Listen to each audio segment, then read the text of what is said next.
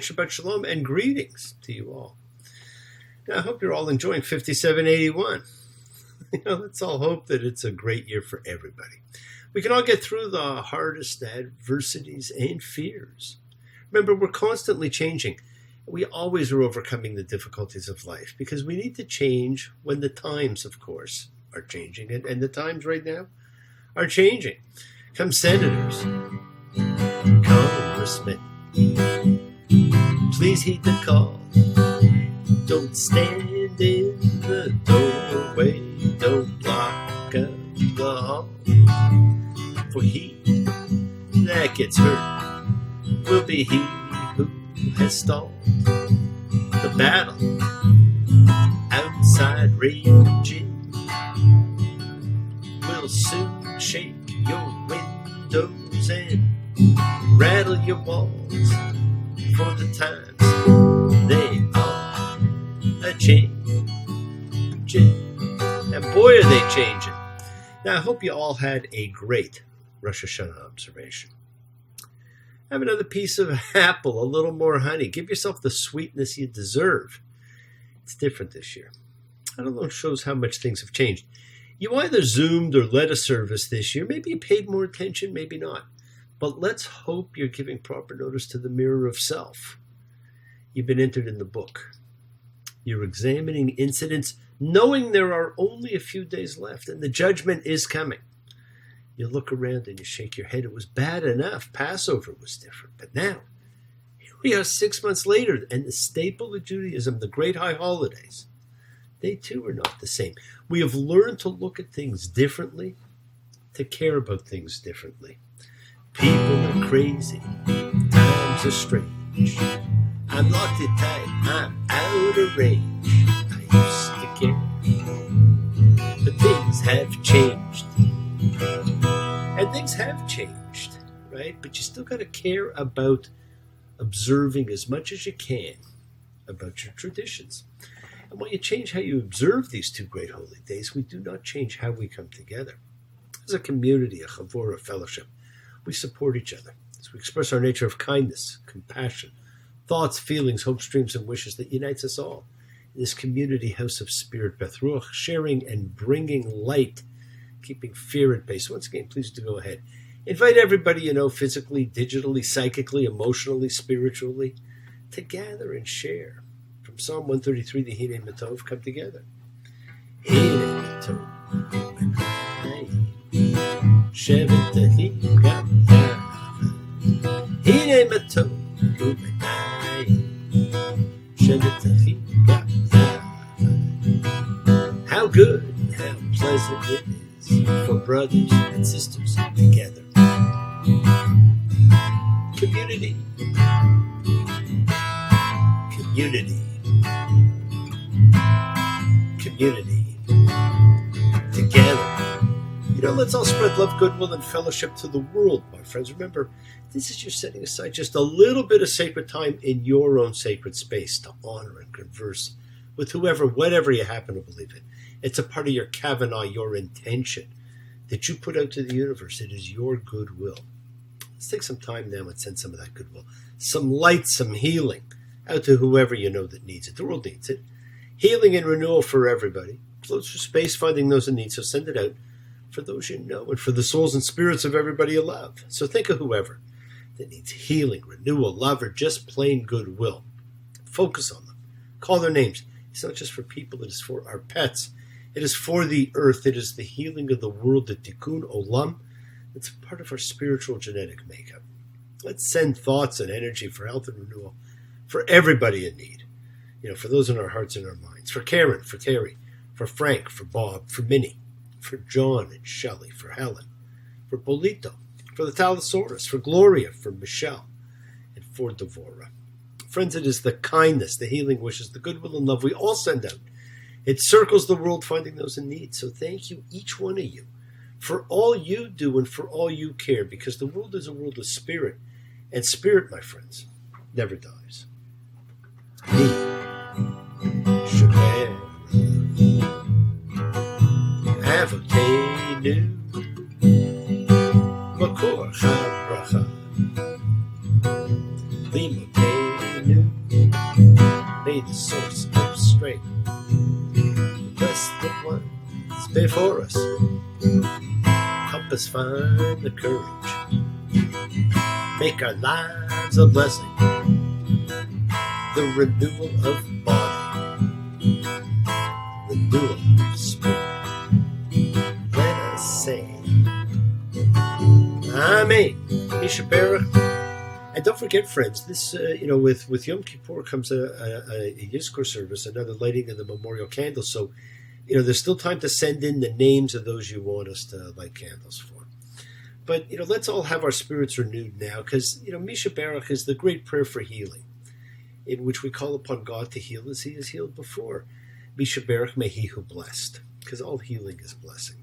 Let's then send and receive healing and renewal energy in our efforts to share, to care, to grow. Okay, now we are in the Yamim Noraim, the 10 days of awe. It's initiated by Rosh Hashanah and concludes with Yom Kippur, when God judges all creatures. Who will live? Who will die? So for those on the border, they're neither righteous nor wicked. The 10 days allow for teshuvah, for return, for repentance, for forgiveness, compassion. And we are feverishly working to correct, to compile your list. What were your mistakes? Have you been performing good deeds? Have you been making amends? You've proclaimed God as king. You have presented your petition. You've asked your favor to be inscribed in the book of life. Now's a special time. Above all else, be honest as you face yourself. We review our lives, our choices, and we believe we will have Ketiva Vachatima Tova, a good inscription and sealing. And you all will. Right? Just take a good look at yourself. And friends, we are in that awkward in-between. We had day one, Rosh Hashanah, our name was entered.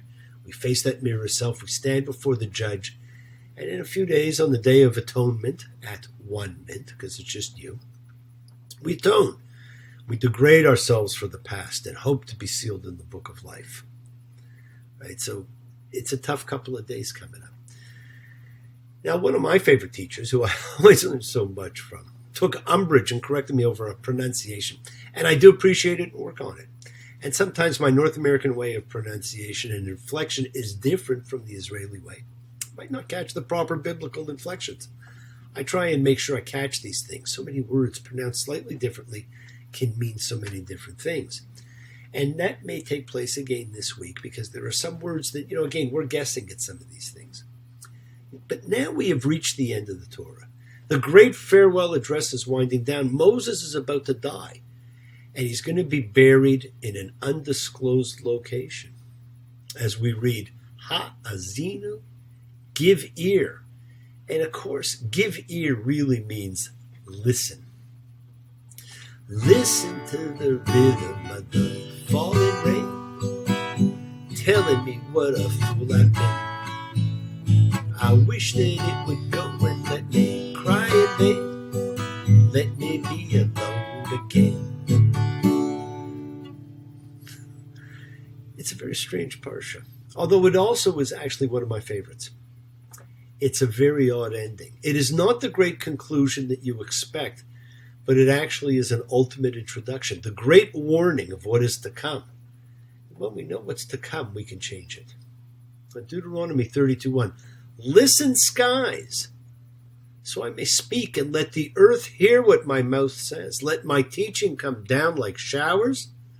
Let my saying emerge like dew, like raindrops on plants, like rain falls on herbs. Now notice those words. Now this convention constitutes an approximate analogy to the invocation of the muse and the proclamation of the subject of the poem at the beginning of the Homeric epics. Sing, goddess, the anger of Achilles, that murderous rage which condemned the Achaeans to countless agonies. Listen, sky, so I may speak, and let the earth hear. The steadfast God, his son's the fault. What a beginning to the Torah this would make, calling forth the two great witnesses, heaven and earth, and telling us what's going to be coming up. The image has been set. The words of Moses will now fall like rain upon the earth. Words are flowing out like endless rain to a paper cup. They slither while they pass, they slip away across the universe. Pools of soul, waves of joy, drifting through my open mind, possessing and caressing me. And make no mistake about it, words will possess us. Words will caress us. We are told here about creation, about man, about God, about parenthood, and that man was a terrible child. Deuteronomy 32:5, a steadfast God without wrong. True and right is he. Did he act ruinously? No. His son's the fault. A perverse and twisted brood. Is it to the Lord that you repay like this? Foolish people and unwise, isn't he your father who created you? He who made you and reared you. When Elyon, and Elyon means most high, when Elyon gave estates to nations, when he split up the sons of man, he set out the boundaries of peoples by the number of the sundry gods. Now, what a great statement that is. It's a very troublesome one for a lot of people. And shouldn't a book filled with controversy end in controversy? You'll find some versions that say children of Israel, changing the original Bene Elohim, children of the gods, to Bene Israel. There's a Greek version that translates this phrase to angels of the gods, changing the concept of God to angels. Right? Anywhere the threat to monotheism exists, and it certainly exists in this statement, editing takes place. And if you get a chance, go take a look at one of the Psalms. I love the Psalms. They're really great. And Psalm 82, which is never read, is particularly relevant to this matter and to this time of the year. God is in the hall of judgment. Psalm 82:1. God takes a stand in the divine assembly in the midst of the gods. He renders judgment. How long will you judge dishonestly and show favor to the wicked? Selah. Do justice to the poor and the orphan. Vindicate the lowly and the wretched. Free the poor and the needy from the hand of the wicked. Save them. They do not know. Do not grasp. In darkness they walk about. All the earth's foundations tatter. As for me, I had thought you were gods, and the Son of the Most High were you all. Yet indeed like humans you shall die, and like one of the princes fall. Arise, O God, judge the earth, for you hold in estate all the nations. Now it pictures the following. God is standing in the divine council. He judges among the other gods. Now in this extraordinary scene, God criticizes these lesser gods for failing to judge justly.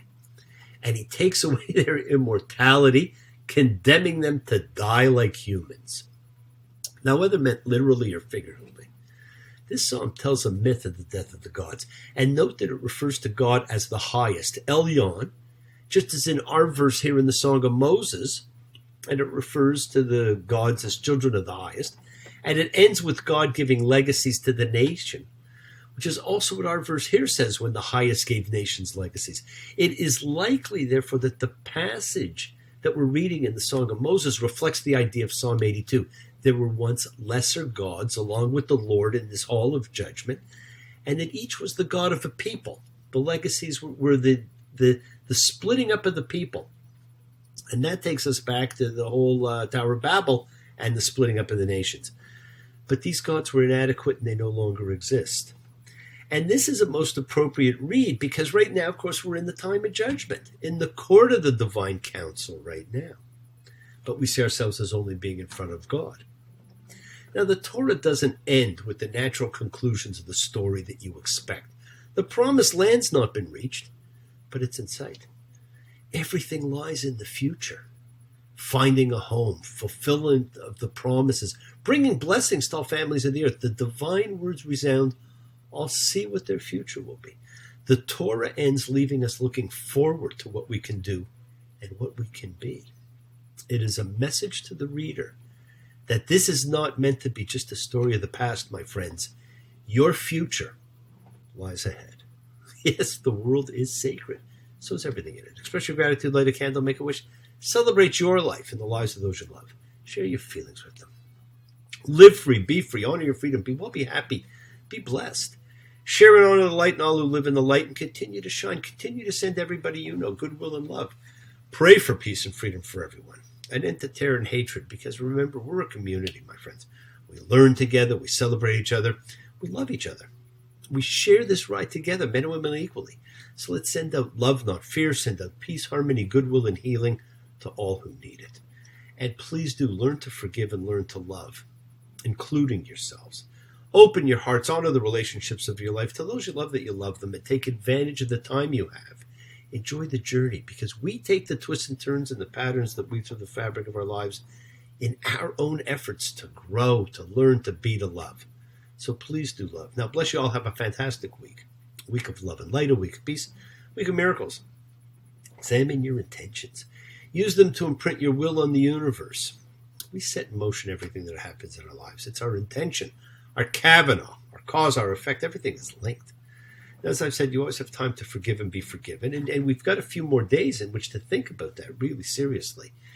You have the knowledge of what's good and bad, so acknowledge what you've done wrong to yourself, to God, and to any person you've wronged. Ask forgiveness. But do so with sincerity, with accountability and vulnerability. Be honest.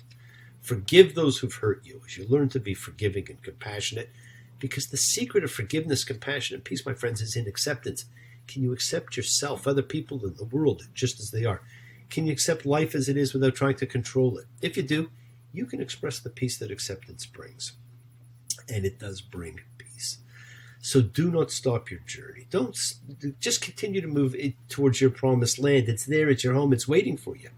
Keep on dreaming, keep on being, keep sharing, keep shining, keep teaching. Keep spreading joy and goodwill, and don't follow fear. Follow love. It's always in front of you. And remember to have faith, an unwavering adherence to principle, just as I have faith in the principle of love and of all of you. Act with purity of heart and mind, despise none, defraud none, hate none, cherish all. Honor every child of God, every creature of the earth. May all people know peace in this year. May you nurture kindness and love everywhere you go, and work to be present in the body. Expand your heart, quiet your mind, because the deepest source of real power lies in consciousness and the ability to be mindful, aware, present in all of life's circumstances. Make the most of your time in this life. Continue to touch and transform the lives around you, because you're never alone. You're forever blessed and have the ability to bring blessings to everybody you meet. Health, love, renewal to everybody you come across, because we're all energy, and energy is never destroyed. It's only transformed. You change it from one thing to another, so change it to love and acceptance. Friends, your words are your power to transform, to love, to bless. So be generous. Bless others and bless yourself. Love with the heart, because we're all part of a greater whole. Embrace love, not fear. Forgiveness, not anger. And be there for someone, because someone will always be there for you, whether you know it or not. And continue to explore faith and belief in what they mean to you. And never accept shame as a natural state. Whatever you feel, others have felt. Whatever you've experienced, others have too. We share together, we learn together, we help each other. We are each of us trying to find love and acceptance and support. We all have or could have that special someone in our lives, so find them and tell them what they mean. And remember, you're never alone on your journey to your promised land. Watch your words. They hurt you, they heal you, they imprison you, but they free you. Forgive those you need to forgive, and keep asking forgiveness from those you need to ask forgiveness of. And listen to the voice of God as he, she, it talks to you, whatever you happen to believe in. Talks to you now and talked to you long ago as you stand in judgment now, knowing that his love rains down on you. It's always there for you. Always, just as yours is always going to be there for others. And make sure that yours is always there for others.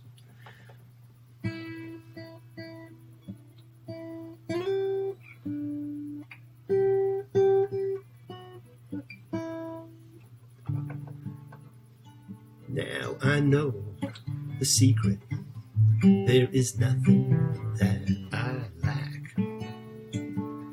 If I give my love to you, you'll surely give it back. Let it rain, let it rain. Let your love rain down on me. Let it rain, let it rain. Let it rain, rain, rain. Now let love and forgiveness rain down on you, and you rain it down on other people. Now thank you for joining me, my friends. Be thankful, be gracious, be kind, be loving. Be yourselves. Get ready for the Day of Atonement when we are sealed in the Book of Life. I hope you all have an easy fast, and I will be posting a Yom Kippur service like the Rosh Hashanah one for those who wish to join me and to teach you how to do it so that you'll always be in a position to have your own. And I want you to continue to make love, compassion, and forgiveness a greater part of who you are all the time. You don't need a special day for it. Next week, when all this is done, we begin the great gathering festival of the booths. And I look forward to you all joining me. Shabbat Shalom. And blessings to you all. And don't forget, send in the names of anybody you want candles lit for. Take care. Thanks again. Bye.